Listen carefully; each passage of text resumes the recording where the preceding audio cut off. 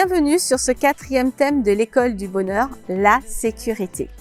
On va parler ici à la fois de la sécurité physique, le fait d'aller à l'école ou d'aller au centre aéré ou dans mes activités sportives et culturelles sans risquer un accident de la route, sans être blessé. Mais on va aussi parler de la sécurité psychologique, c'est-à-dire aller à l'école et au centre aéré sans avoir la peur au ventre. La peur d'être seul, la peur de me faire moquer, la peur d'être humilié. Les chiffres de l'UNICEF sont assez surprenants.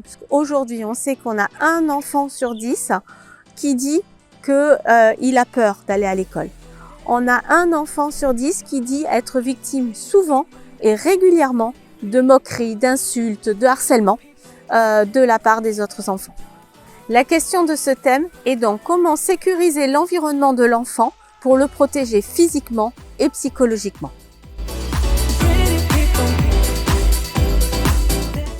Donc, sur le plan physique, il y a beaucoup d'actions qui sont déjà mises en place. On peut effectivement fermer les écoles, permettre d'avoir un service pour aider les enfants à traverser la route. On a aussi les revêtements au sol qui empêchent les enfants de se blesser quand ils tombent. Donc, on a effectivement une grande catégorie d'actions qui sont mises en place.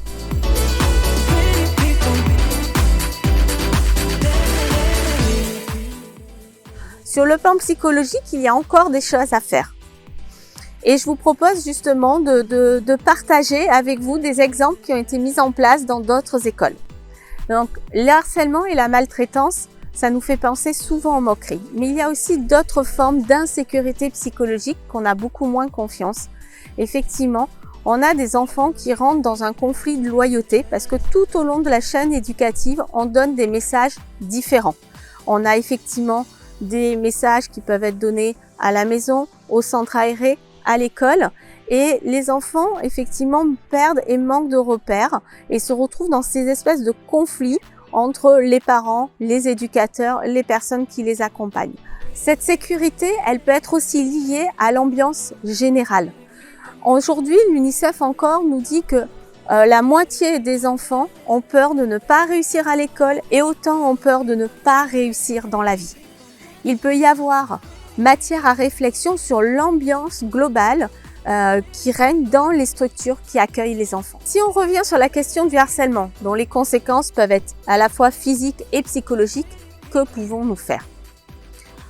La première chose, je crois, c'est que nous, adultes, de nous emparer de cette problématique. Quand un enfant vient nous voir parce qu'il a un souci relationnel avec un autre enfant, quelle que soit la nature, lui répondre « c'est pas grave » ou « ce n'est rien », je pense que c'est pas la réponse adaptée. C'est peut-être pas grave pour vous avec votre regard d'adulte, et oui, des fois c'est pas grave. Mais si un enfant vient nous voir pour nous dire « moi j'ai ce problème-là, moi ça me dérange », c'est que pour lui c'est grave. Donc déjà la première étape, c'est effectivement de reconnaître que entre les enfants, comme nous entre les adultes, il y a des conflits et des différences. Comme on l'a vu dans la première vidéo, la présence d'un adulte est source de bonheur. Le soutien social, la qualité des relations est source de bonheur. Quand on est en difficulté, la présence de ces adultes qui peuvent nous écouter, nous rassurer, nous accompagner est nécessaire et salvatrice. À côté de l'accompagnement de l'enfant en difficulté, il est aussi important d'aller voir l'autre enfant avec lequel le conflit s'installe. Les enfants, souvent, n'ont pas forcément conscience de ce qui se passe. Et je vais plutôt parler non pas de harceleurs, mais de comportements d'harcèlement, parce qu'en fait, ces comportements ont des déclencheurs qui peuvent être multiples. On a déjà évoqué au début de la vidéo cette question de l'ambiance. On a des fois des ambiances qui sont très concurrentielles entre les enfants, et ça peut dégager effectivement des comportements de harcèlement. Par exemple, isoler l'élève qui est aussi bon que moi, pour rester premier, peut être une des conséquences de cette ambiance de concurrence qu'on installe entre les enfants, pas toujours consciemment, nous les adultes. Et l'enfant qui a ce comportement n'en a peut-être pas conscience. Et donc prendre le temps aussi de discuter avec lui et de savoir ce qui se passe est nécessaire, on va dire, pour comprendre les causes et les conséquences de ces comportements de harcèlement. Souvent, la cause d'un comportement de harcèlement, ça reste la peur de l'autre. Et c'est important vers 5-6 ans, 6 ans, 7 ans au primaire où les enfants commencent à se décentrer, à s'ouvrir sur l'autre, de pouvoir les confronter à d'autres façons de vivre, d'autres façons de voir le monde. Et là, encore une fois, à La Réunion, on a une richesse culturelle qui est relativement importante, qui nous permet, par des échanges, de comprendre que l'on a tous des façons d'expliquer le monde et on a tous des façons de voir la vie. Et du coup, ça reste un support qui peut être intéressant pour apporter justement cette diversité et réduire cette peur de l'autre. Ce que je vous propose maintenant, c'est de voir effectivement deux expériences qui ont été développées dans les écoles.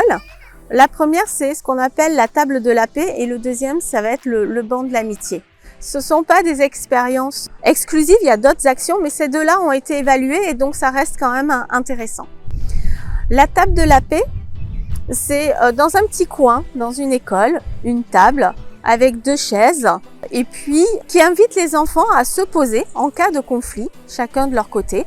Et au milieu, on a un adulte de préférence ou un autre enfant plus âgé qui est déjà habitué à la médiation qui va jouer le rôle de médiateur. L'objectif, c'est pas de savoir qui a raison, qui a tort, c'est vraiment d'accompagner les enfants à régler leurs différends. Donc vraiment rester au départ sur les faits. Quelle est la cause du différend? Et puis petit à petit de les impliquer dans la mise en place des solutions. Donc dans tout ce travail d'accompagnement, on va permettre aux enfants de développer et de mettre en place entre eux des solutions pour régler leurs différends. Si on ne prend pas le temps eux-mêmes de leur apprendre à expliquer la cause du conflit et de trouver eux-mêmes leurs solutions qu'ils vont tester et évaluer avec bien sûr l'accompagnement d'un adulte, ils ne savent pas le faire au départ, il faut bien leur montrer comment on règle les conflits. Ça va aussi permettre aux enfants de s'outiller, d'oser s'exprimer quand je suis face aux difficultés, de apprendre à m'exprimer tout en bienveillance, sans accusation de l'autre, de gagner confiance en eux en fait, puisque l'enfant va progressivement comprendre qu'il est en capacité de résoudre les difficultés qu'il rencontre. Donc ça a un effet levier sur la confiance en soi qui est relativement importante et ça a aussi un effet sur l'empathie et l'ouverture de l'autre, puisque dans ce temps d'échange, on va pouvoir écouter, on va prendre le temps d'écouter l'autre, son point de vue, on va prendre le temps de m'écouter, d'écouter aussi mon point de vue et d'essayer de trouver une solution gagnant-gagnante. Le deuxième outil, c'est le banc de l'amitié, ou le banc des copains, c'est aussi appelé. C'est un banc qu'on met dans les cours d'école. Il est souvent très coloré pour se différencier des autres cours.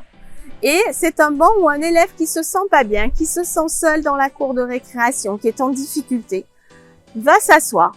Et c'est un signal pour les autres enfants que cet élève est pas bien aujourd'hui, qu'il a un problème. D'autres enfants dans la cour de récréation, souvent sont aussi formés, vont être un petit peu des responsables et vont venir accompagner, vont venir vers cet enfant pour l'écouter, pour échanger sur ses difficultés. Le banc de l'amitié a été développé par une jeune fille aux États-Unis qui justement, quand elle est arrivée dans sa nouvelle école, se sentait seule, elle avait vraiment du mal à se faire accepter.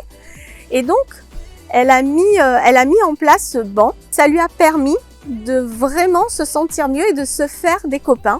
Et par la suite, ça a été réutilisé dans l'école et on a pu avoir une véritable mieux-être. Cette mesure a été évaluée. Elle a été évaluée scientifiquement dans plusieurs écoles. On voit que la première mesure, ça réduit la solitude des enfants. Ça améliore les relations sociales. Les enfants qui sont seuls, en s'asseyant sur ce banc, trouvent un réseau social et arrivent mieux à s'intégrer par la suite dans l'école.